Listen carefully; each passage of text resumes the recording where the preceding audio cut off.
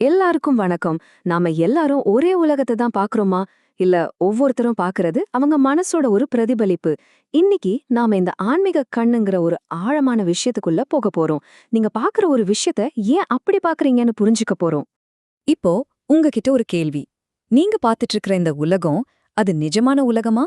இல்ல அது முழுக்க முழுக்க உங்களால உருவான ஒரு உலகமா? சும்மா ஒரு நிமிஷம் யோசிச்சு பாருங்களேன். அப்போ நாம பாக்குறதெல்லாமே உண்மையா? இல்லைன்னு தான் சொல்லணும். ஏன்னா பார்வைங்கிறது ஒவ்வொருத்தருக்கும் ரொம்பவே பர்சனலான ஒரு விஷயம். நாம எல்லாரும் ஒரே பொருளை பார்த்தா கூட அதை புரிஞ்சுக்கிற விதம் இருக்கு பாருங்க, அது கம்ப்ளீட்டா வேற மாதிரி இருக்கும். அது என்ன பார்க்கலாமா? சிம்பிளா சொல்லணும்னா, பார்வைங்கிறது ஒவ்வொரு ஜீவராசிக்கும் மாறும். ஒரு பூவை நாம பாக்குறதுக்கும், அதே பூவை ஒரு தேனி பாக்குறதுக்கும் எவ்வளவு வித்தியாசம் இருக்கு தெரியுமா? அப்போ இதுல எது நிஜமான பார்வை? இங்கதான் அசல் விஷயமே இருக்கு. இங்க பாருங்க, ஒரே ஒரு மனிதன்.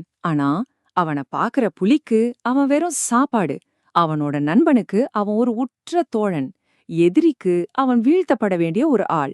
ஆனா அவனோட மகனுக்கு அவனே உலகம். பாருங்க, ஆள் ஒருத்தர் தான். ஆனா பாக்குற கண்கள் மாற மாற அவனோட அடையாளமே மொத்தமா மாறிடுது இல்லையா? இந்த ஐடியாவை இன்னும் நல்லா புரிஞ்சுக்க ஒரு சூப்பரான கதை இருக்கு. ஒரே மாதிரி வளர்ந்த ரெண்டு கசின் பிரதர்ஸோட கதை. இது அவங்களோட பார்வைக்கு வைக்கப்பட்ட ஒரு சம டெஸ்ட்னே சொல்லலாம். யுதிஷ்டரர், துரியோதனன் ரெண்டு பேருமே ஒரே ராஜ குடும்பம். ரெண்டு பேருக்கும் குரு ஒருத்தரே தான், துரோணர். ஒரே அரண்மனையில கிட்டத்தட்ட ஒரே மாதிரியான சூழல்ல தான் வளர்ந்தாங்க. அப்போ அவங்க உலகத்தை பாக்குற விதமும் ஒரே மாதிரி தானே இருந்திருக்கணும்.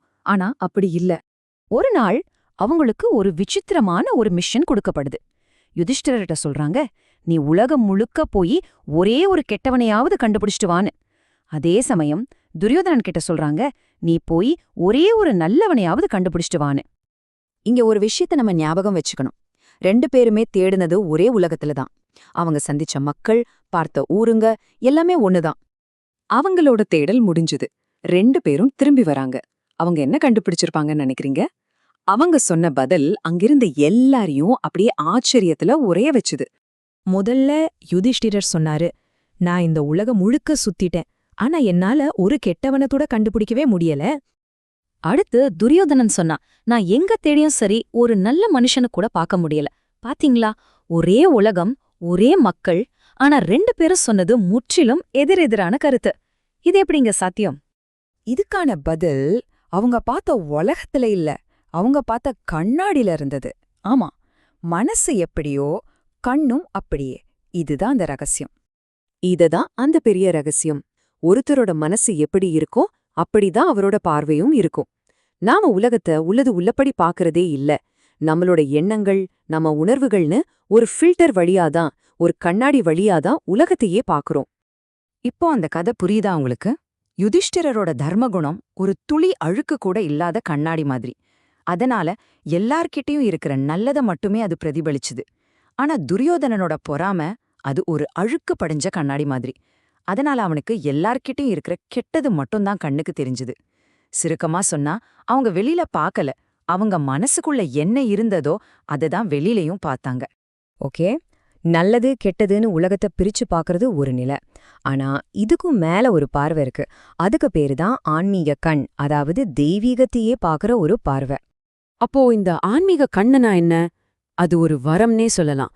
புல், பூச்சி, மனுஷன், ஏன் இந்த பிரபஞ்சத்துல இருக்கிற எல்லா படைப்புலயும் அந்த தெய்வீகத்தோட ஒரு சின்ன அம்சத்தை உணர்ந்து கொள்ற ஒரு அற்புதமான திறன் தான் அது. இன்னும் சிம்பிளா சொல்லணும்னா, ஒருத்தரோட குறைகளையெல்லாம் தாண்டி அவங்களுக்குள்ள இருக்கிற அந்த தெய்வீகத்தை பாக்குற சக்தி தான் இது. இது யுதிஷ்டர் பார்த்த நல்ல பார்வையை விட ஒரு படி மேல. இது எல்லாத்தையும் நல்லதா பாக்குறது மட்டும் இல்ல, எல்லாத்தையுமே தெய்வீகமாவே பாக்குது. சரி, இப்போ இந்த ஒரு கேள்வியோட நான் உங்களை விட்டு போறேன். ஒரு நிமிஷம். இப்போ உங்களை சுத்தி பாருங்க. உங்க கண் எதை பாக்குது? நீங்க பாக்குற இந்த உலகம் நல்ல விஷயங்களால நிரம்பியிருக்கா? இல்ல கெட்ட விஷயங்களால சூழப்பட்டிருக்கா? இல்ல அதையெல்லாம் தாண்டி தெய்வீகத்தால நிரம்பி வழியுதா? பதில் உங்க கிட்ட தான் இருக்கு. உங்க பார்வையில தான் இருக்கு.